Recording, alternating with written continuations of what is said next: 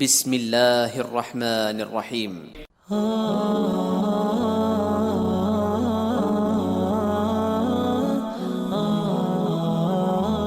حضرت ابو سعید خدری رضی اللہ تعالی عنہ سے روایت ہے کہ رسول اللہ صلی اللہ علیہ وآلہ وسلم نے فرمایا، جب تم اذان سنو تو اسی طرح کہو جس طرح مؤذن کہتا ہے۔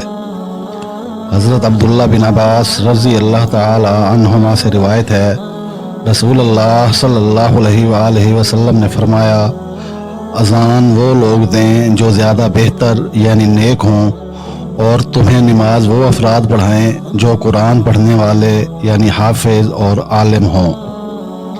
حضرت ابو ہریرہ اسلمی رضی اللہ عنہ سے روایت ہے کہ نبی کریم صلی اللہ علیہ وآلہ وسلم دوپہر کی نماز جسے تم لوگ ظہر کہتے ہو اس وقت ادا کرتے تھے جب سورج ڈھل جاتا۔